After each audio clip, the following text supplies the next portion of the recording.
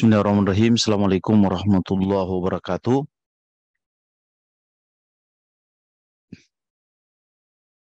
Alhamdulillah. Alhamdulillahirabbil alamin wassalatu wassalamu ala asyrafil anbiya'i wal mursalin wa ala alihi wa ashabihi wa man sara ala nahjihi ila yaumil qiyamati wa ba'd. Bapak-bapak dan ibu-ibu sekalian, jamaah salat subuh Masjid Syuhada yang sama-sama dimuliakan Allah Subhanahu wa taala. Alhamdulillah, pada kesempatan ini kita bisa hadir di Syuhada untuk subuh berjamaah. Mudah-mudahan kehadiran kita semua menjadi bagian dari amal soleh kita di mata Allah Subhanahu wa taala. Amin.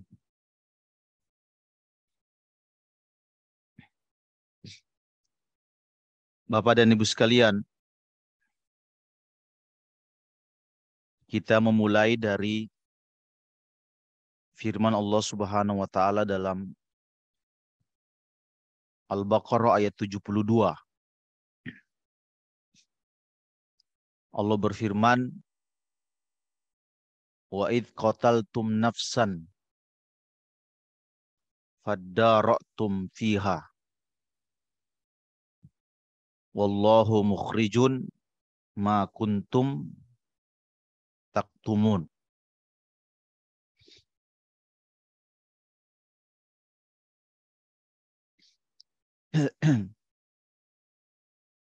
Artinya,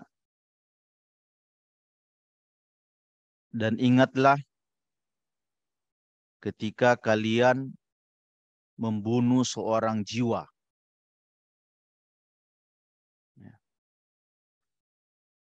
Fadara'tum fiha.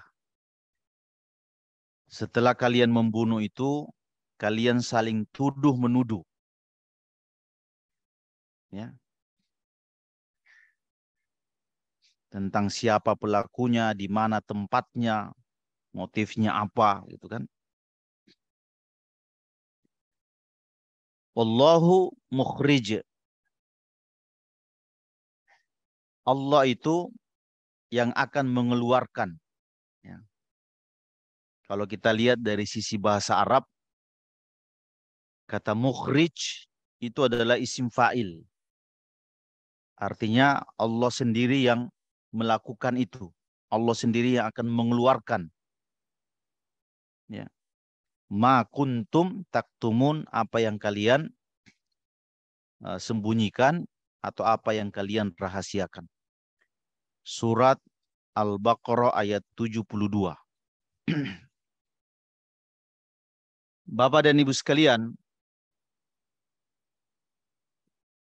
para ulama-ulama tafsir, di antaranya Imam Ibnu Katsir, menurunkan riwayat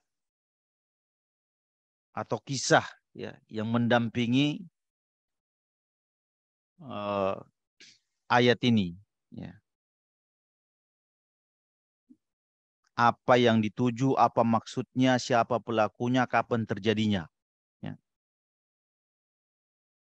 Jadi kisahnya itu, ya, sampai ayat ini turun, itu di zaman Nabi Musa. Di zaman Nabi Musa alaihi salam, dia punya umat namanya Bani Israel. Ya. Nah, di zaman Nabi Musa itu ada seorang laki-laki yang kaya raya.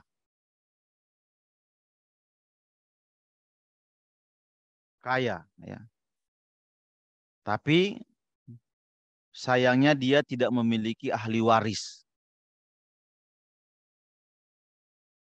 Ya. Orang kaya kalau tidak punya ahli waris kan bingung, artinya siapa yang wariskan. Nah, dia memiliki jalur waris itu satu-satunya adalah ibnu akhihi, anak dari saudaranya. Atau bahasa kita dengan keponakannya sendiri.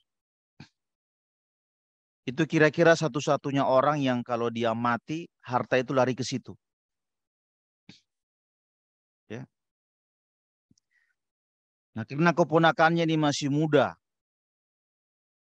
ya, dia seperti tergoda melihat warisan, tapi yang nggak punya nggak mati-mati.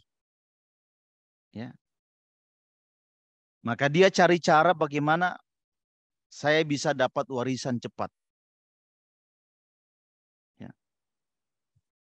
Karena itu dia membunuh pamannya. Malam-malam dia bunuh pamannya. Dia bunuh omnya. Ya. Supaya tujuannya nanti warisan turun ke dia. Setelah dia bunuh itu, malam-malam juga jenazahnya dia letakkan di salah seorang rumah penduduk Bani Israel.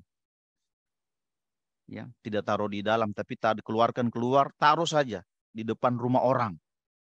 Nah, nanti bisa mereka terjadi fitnah. Nah, betul ketika pagi-pagi bangun, masyarakat itu lihat ada jenazah. Ternyata jenazahnya adalah orang kaya di antara kita. Siapa pelakunya? Tidak ketemu pelakunya. Ya, sementara ini orang penting.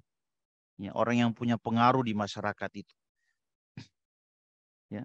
Akhirnya tuduh menuduh. Ya. Yang paling kena tuduhan itu adalah orang yang di depan rumahnya ada jenazah. Karena jaraknya dengan jenazah paling dekat. Paling pasti pembunuhnya dia. Ya. Berantem, fitnah, ribut. Tidak menemukan siapa pembunuh yang sebenarnya. Karena itu ada salah satu masyarakat yang mengusulkan,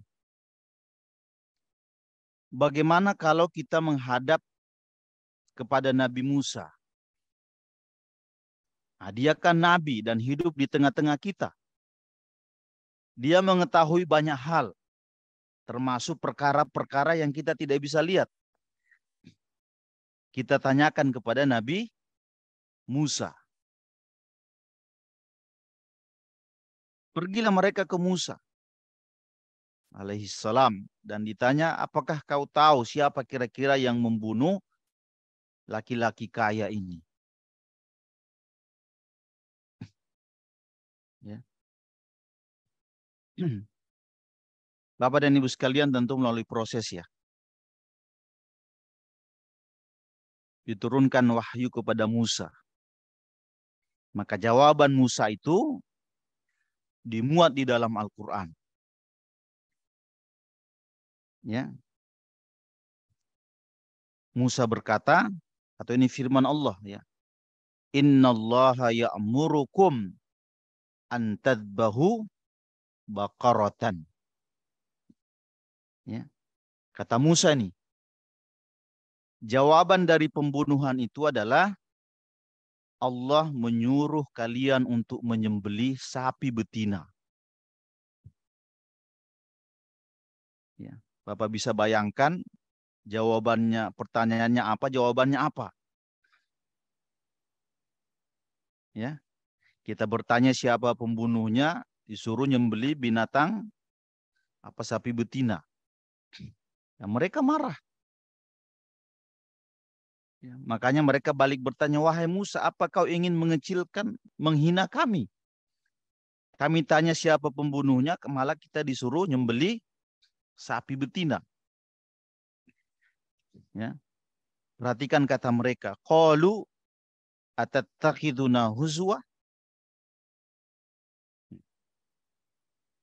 Musa berkata, auzubillahi an akuna minal jahilin. Tidak. Justru saya berlindung kepada Allah, saya termasuk orang yang bodoh. Yang orang bodoh itu kan suka hinain orang kan? Bukan begitu, saya nabi. Ya. Nah, perintah ini Bapak dan Ibu sekalian untuk menyembelih Al-Baqarah itu ya. Kita bahasakan dengan sapi betina. Sebenarnya gampang. Ya. Nah, kita jelaskan dulu kenapa sih harus nyembeli sapi betina, karena stok sapi betina di masyarakat Bani Israel itu banyak. Saking banyaknya, itu sebagiannya dijadikan sebagai patung. Itu atas ajaran Samiri. Ya.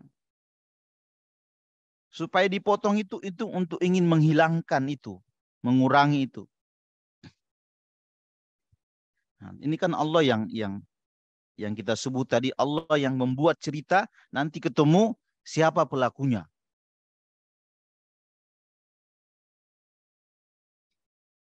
Ya.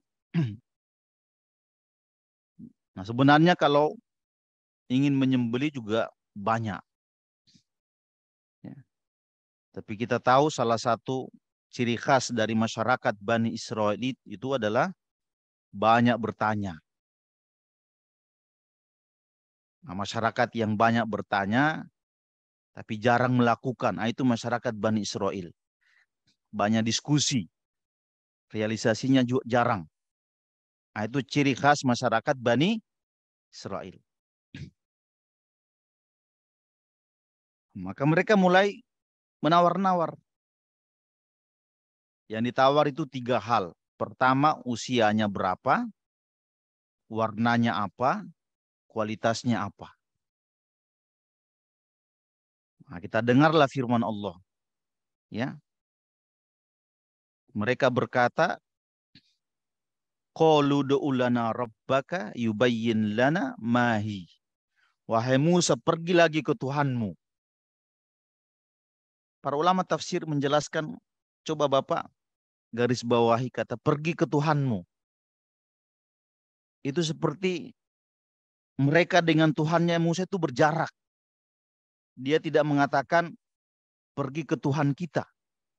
Tapi pergi aja ke Tuhanmu. Enak banget suruhnya, Pak. Ya, seperti masyarakat yang tanda kutip agak-agak kurang ajar. Bicara kepada nabinya begitu. Pergi ke Tuhanmu. Sambil tanyakan kira-kira umur atau usia sapi yang kami harus sembeli itu usia berapa. Kemudian Musa memberikan jawaban. Ya.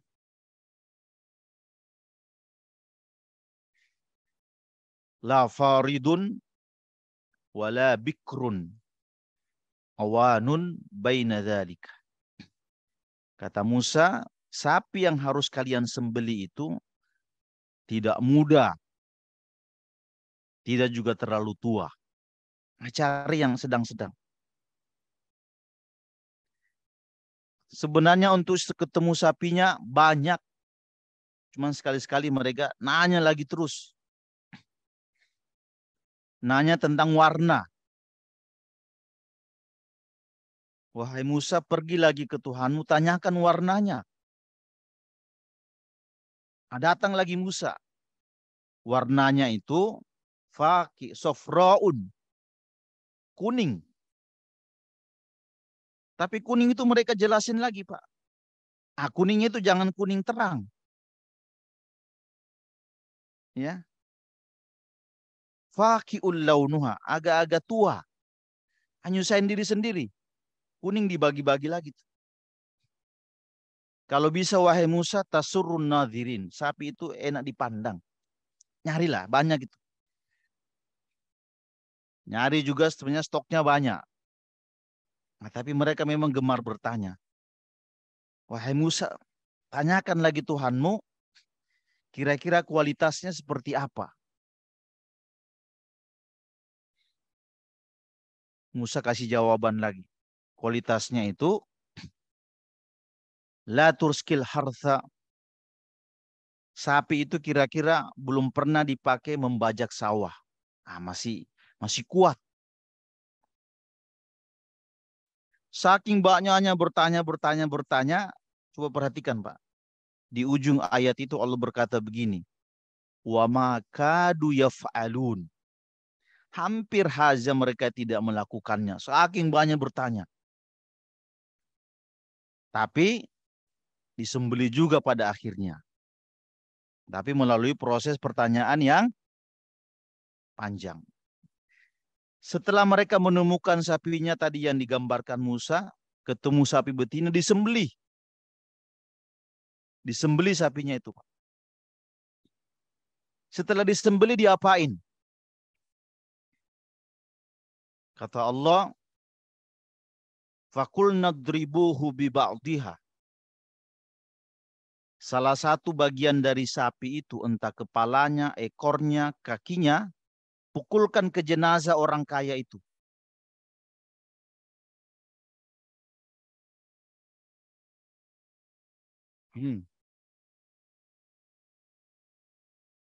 Pukulkan bagian sapi itu ke jenazah.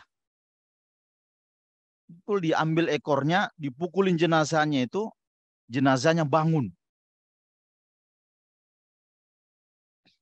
Jenazahnya bangun. Dia bangun tuh Pak, jenazahnya tuh Pak. Nah, mungkin masyarakat Bani Israel kaget ada jenazah yang hidup. Tapi Allah berfirman, "Kadzalika nuhyil mautah." Begitu cara kami menghidupkan orang mati.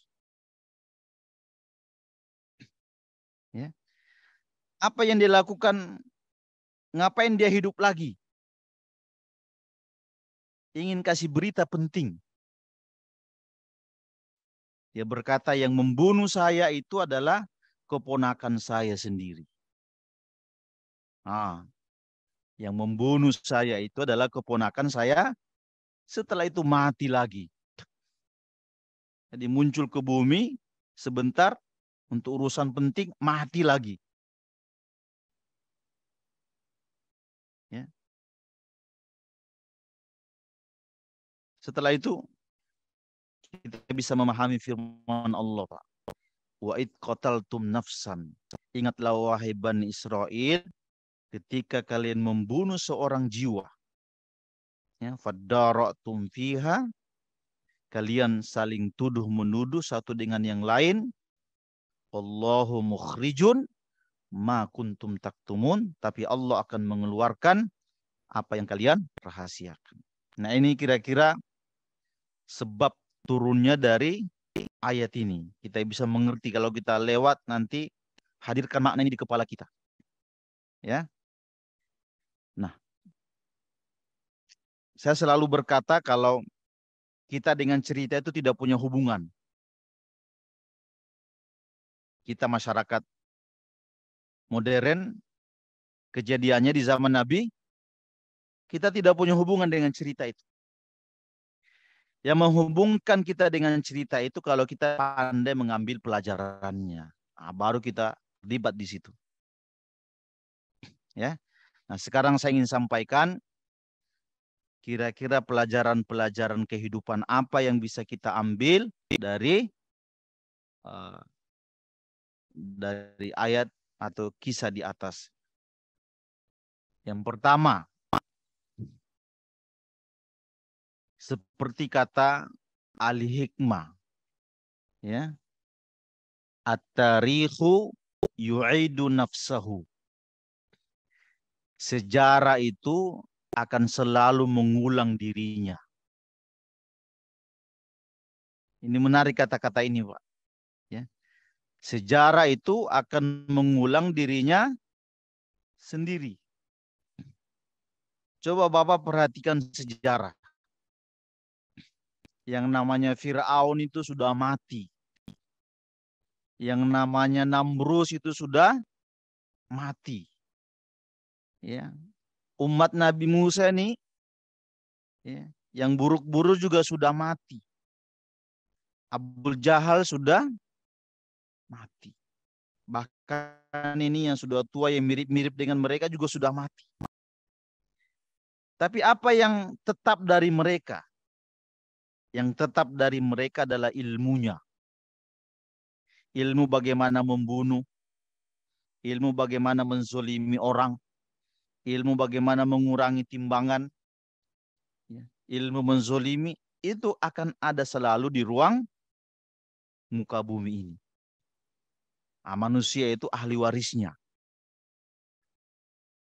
Jadi pelakunya boleh mati, tapi peristiwanya akan selalu berulang. Ini yang orang-orang sering bilang, at-tarikhu yu'idu nafsahu. Sejarah itu akan berulang. Nah, karena itu lahirlah komentar-komentar menarik ya tentang sejarah. Misalnya Ibnu Khaldun, penulis kitab Muqaddimah, ya. Kami menerbitkan buku beliau Muqaddimah, ya. Baru Muqaddimah sudah 1000 halaman. Salah satu ucapan beliau yang menarik bahwa sejarah itu, Bapak dan Ibu sekalian, itu pada zahirnya hanya tentang berita masa lalu.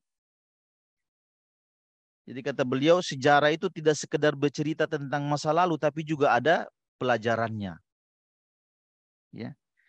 Banyak di antara kita kan kalau baca sejarah ya ikuti alurnya aja kan. Tapi tidak pernah bertanya kenapa ini harus terjadi.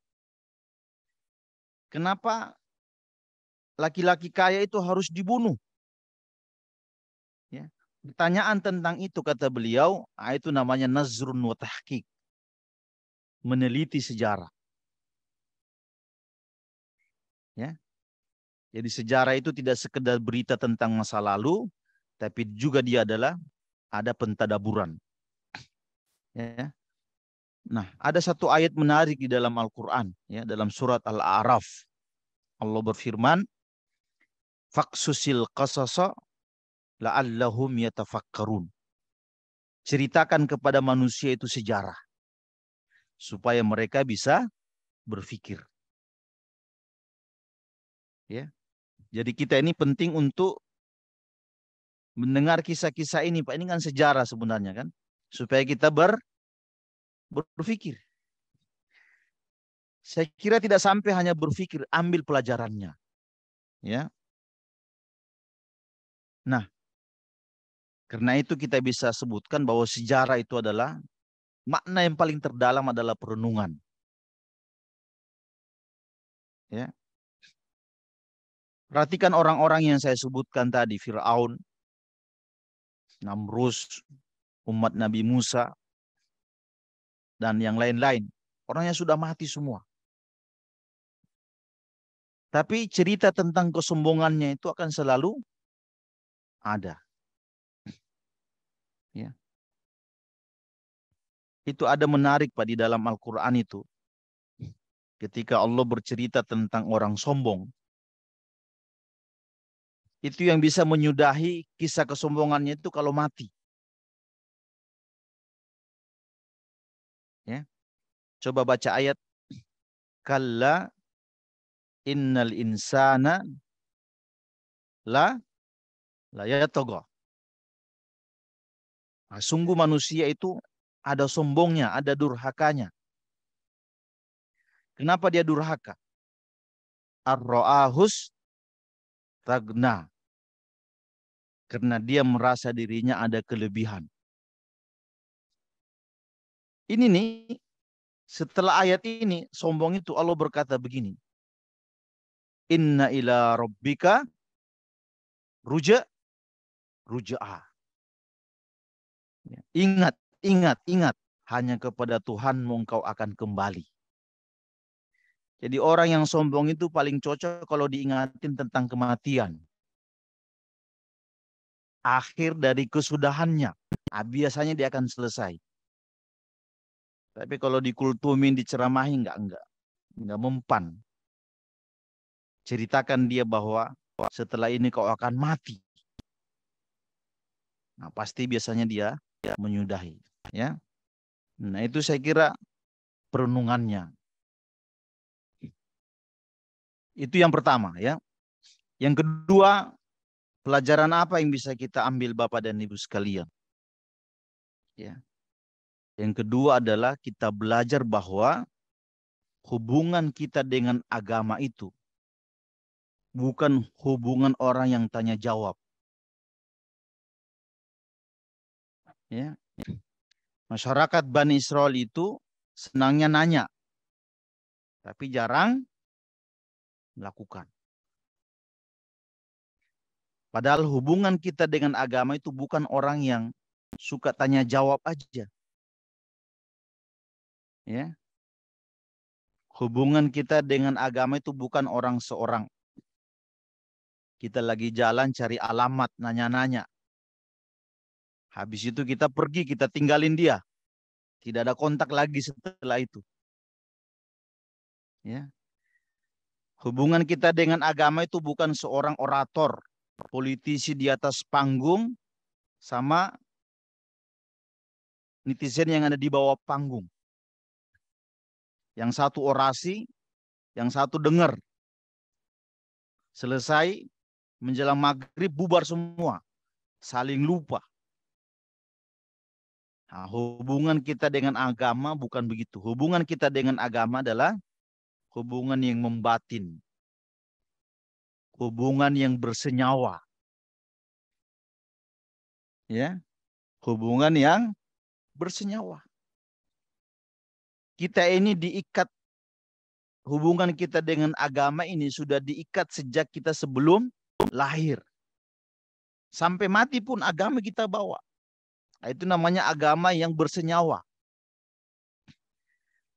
Jangan sampai jadikan kita dengan agama itu hanya kita senang saja berdiskusi. Sama dengan masyarakat Bani Israel. Nah, itu pelajarannya. Ya.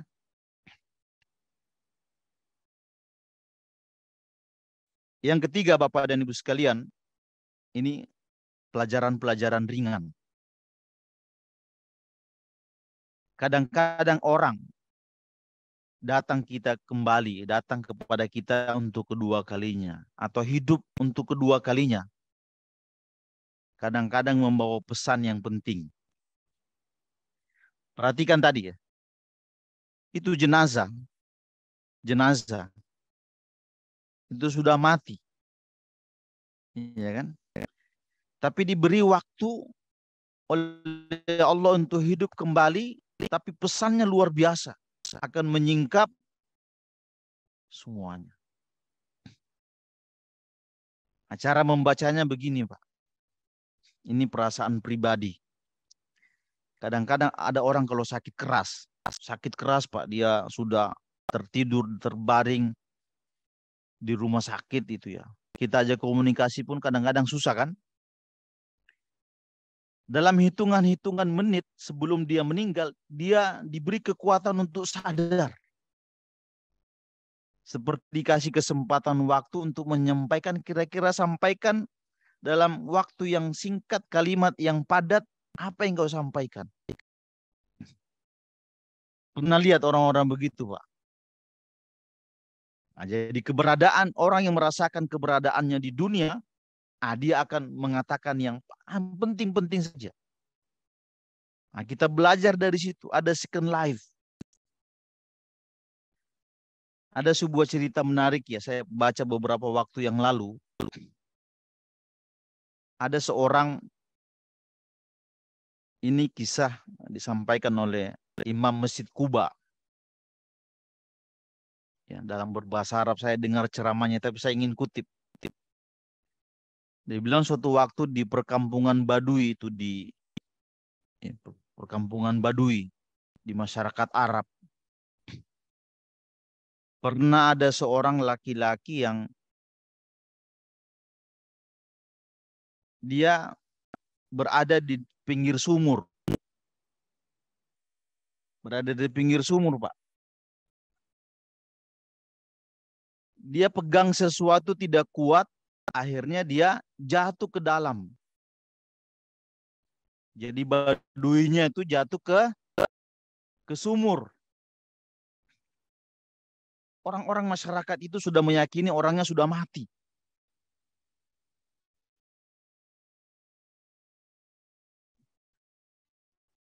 Akhirnya ngumpul di pinggir sumur, lihat ada laki-laki yang jatuh. Tapi mereka meyakini pasti sudah mati. Ketika salah seorang masyarakat turun, diangkat mayatnya, ternyata masih hidup. Ternyata masih hidup. Setelah dia hidup, orang-orang kemudian kasih dia minum 1 gelas kopi apa, kasih minum supaya dia pulih. Terus ditanya habis itu, wahai fulan, kenapa kau jatuh ke dalam sumur? Padahal jalan ke sumur itu jelas, sumurnya terang. Apa yang membuat Anda jatuh? Dia bilang, nah, datang dia ke pinggir sumur itu, dia praktekkan, Pak. Datang ke pinggir sumur, praktekin. Tadi itu saya pegang ini, pegang itu. Waktu dia praktekin itu jatuh lagi ke sumur. Jatuh ke sumur. Nah, pada saat itulah dia mati betulan. Dia mati betul. Seakan-akan dia hidup tadi itu keluar hanya ingin minum kopi.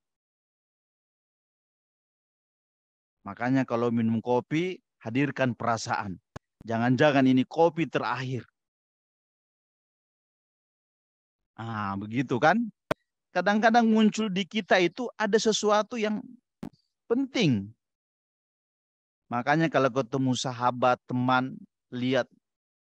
Kadang-kadang kita merasa mungkin ini sudah pertemuan terakhir saya dengan dia.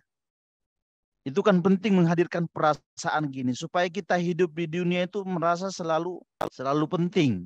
Akhirnya ini kan jalan kemana kadang-kadang mengalir aja. Maghrib datang. Iya enggak? Nah, belajar dari tadi itu. Ada jenazah yang sengaja dihidupkan kembali oleh Allah. Ternyata keberadaannya itu membuat arah sejarah, arah cerita itu kemudian menemukan maknanya, menemukan siapa pelakunya. Ya. Sekitar 5-7 menit lagi ya Pak ya. Kemudian yang berikutnya, pelajaran menarik ya. Mungkin Bapak ini dalam pikirannya ini kayaknya mirip kasusnya Ferdi Sambo ini. Ya. Saya nggak usah sebut Ferdi Sambo, Bapak tinggal hubung-hubungkan aja ke sana sendiri. Ya. Namanya kan sejarah berulang kan? Nah, itu yang saya maksud. Saya nggak usah sebutin nama. Kalau cerita berita tentang masa kini kita lebih tahu. Ya. Tapi berita-berita tentang dulu itu kan juga ada, cuman dia dikontrol oleh wahyu. Dan ada kisahnya. Ya. Kemudian yang berikutnya, pelajaran apa yang bisa kita ambil dari kisah Nabi Musa penyembelihan dan jenazah ini? Adalah tentang kita ini salah satu doa yang kita disuruh ulang-ulang dalam sholat kita, bahkan dalam sholat jenazah, adalah kalau kita meninggal dunia itu, kita tidak meninggalkan fitnah atau cerita-cerita buruk. Diusahakan nih Pak, niatkan dari sekarang, kalau kita sudah meninggal dunia, jangan sampai menyertai jenazah kita itu ada cerita-cerita buruk yang menjadi fitnah bagi keluarga, fitnah bagi masyarakat. Ya, coba perhatikan salah satu doa yang diajarkan Nabi ketika kita sedang sholat jenazah. Dan doa ini dibaca pada takbir keempat. Ya. Doa itu adalah wala taftinni ba'da mamati. Ya Allah, jangan kau fitnah saya setelah kematiannya. Jangan kau fitnah saya setelah dia, mungkin dia punya utang yang banyak, ini jadi fitnah keluarga. Mungkin dia punya dosa yang lain tersiksa, padahal orang sudah mati. Mungkin dia punya kelakuan, tindakan apa saja, meninggalkan cerita-cerita buruk yang tidak bisa ditanggung oleh keluarga setelahnya.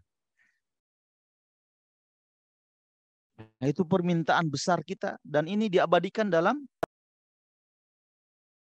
doa sholat jenazah. Ya. Bahkan dalam tasyahud terakhir. Artinya kalau dalam tasyahud kan artinya itu diulang-ulang. Diulang-ulang artinya penting. Ya. Allahumma inni a'udzubika min fitnatil mahya wal mamat. Ya Allah, aku berlindung dari hidup saya kena fitnah dan setelah mati pun saya kena fitnah. Nah, kita berlindung, itu kebutuhan kita. Ya. Belajar dari ini, kisah ini dan kisah-kisah yang dengar kita beritanya. Betapa tidak enak ya kalau kita mati bahkan hidup itu terkena fitnah yang kita tidak sanggup untuk memikul beban itu. Ya. Itu saya kira pelajarannya. Kemudian yang berikutnya Bapak dan Ibu sekalian,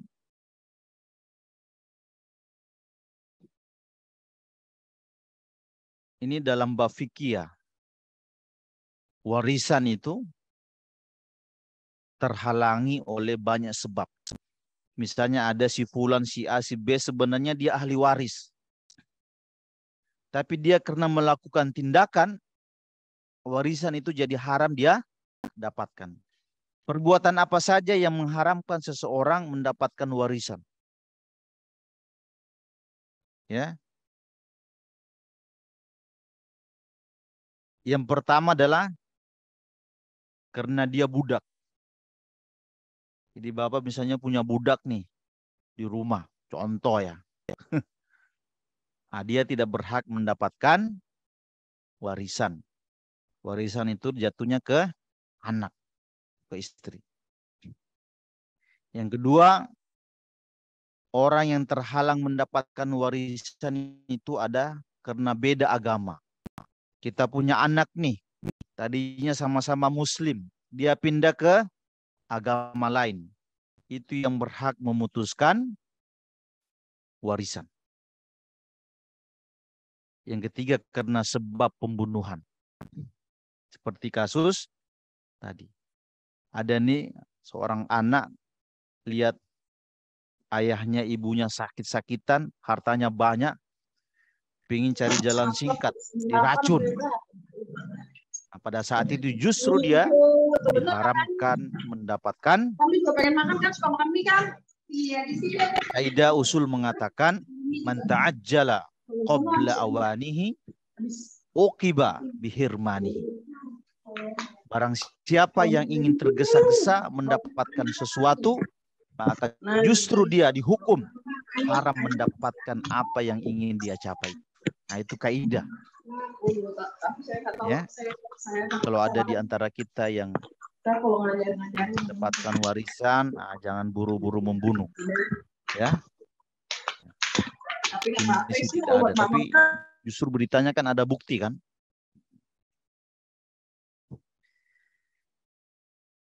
Kemudian yang berikutnya ya. Ini yang saya rasakan dan kita cocok-cocokkan dengan teks-teks hadis maupun Quran, bahwa rata-rata kasus pembunuhan itu, Bapak dan Ibu sekalian, itu akan tersingkap siapa pelakunya. Saya jarang mendengar ada kasus pembunuhan, tapi pembunuhnya tidak ketemu. Rata-rata terbukti, rata-rata ketemu. Nah, salah satu hikmahnya adalah bahwa karena nyawa itu milik Allah. Yang berhak mematikan dan menghidupkan itu cuman Allah. Jadi kalau ada yang coba-coba mematikan, Allah pasti tahu siapa orangnya. Dan itu ditampakkan ke publik. Dulu di kampung saya itu di Morowali, pernah kejadian ada seorang wanita yang dibunuh oleh seorang laki-laki. Lama tidak ketemu, Pak. Tahu-tahu jenazahnya wanita itu dibawa ke pulau, di hutan. Kan di Sulawesi itu kadang-kadang ada di sini satu gunung, di sana satu gunung tuh. Dibawa ke sana, dia sudah merasa aman. Tapi kan keluarganya tidak bisa diam kan? Di mana anak dia, di mana keponakan dia, pasti nyari. Nah, ujung-ujungnya ketemu. Ya. Nah, itu saya kira nyambung dengan ayat ini. Kalau kalian membunuh, Allah akan tampakkan pelakunya. Lambat atau cepat. Ya. Kalau tidak ketemu di dunia, sampai pun misalnya ya, ada hari di mana Allah berkata begini, yauma tubula sarair. Yauma tubula as-sarair.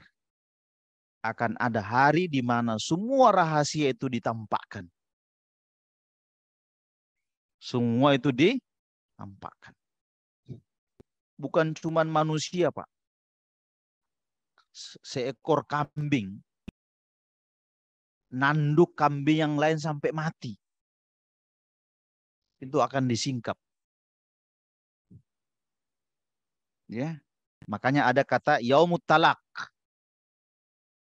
Dalam itu kan, yaumut talak itu para ulama menemukan hari di mana dipertemukan orang yang dizolimi dan menzolimi. Binatang dengan binatang pun dipertemukan, itu namanya yaumut talak. Hari saling dipertemukan. Nah, sudah bunyi belnya. Yang paling terakhir ini saya sampaikan adalah kita ini kalau dengar surat Al-Baqarah, kadang-kadang kita sering menerjemahkan sapi betina. Di situ aja. Ya kan? Kita hafal. Tapi kita tidak. Makanya dengan penceritaan tadi ini tentang sapi betina di zaman Nabi Musa, inilah salah satu makna besar dari surat Al-Baqarah. Jadi kalau kita mendengar surat Al-Baqarah, itu artinya adalah peristiwa penyembelihan sapi betina oleh kaum Bani Israel yang didahului oleh pembunuhan seorang laki-laki kaya yang tidak ditemukan jenazahnya dan Allah menampakkannya. Nah, itu makna dari surat Al-Baqarah. Dengan begitu kita bisa punya hubungan ya dengan surat Al-Baqarah itu. Saya kira ini yang bisa saya sampaikan. Mudah-mudahan ada manfaatnya. Hadanallahu wa iyyakum ajmain. Assalamualaikum warahmatullahi wabarakatuh.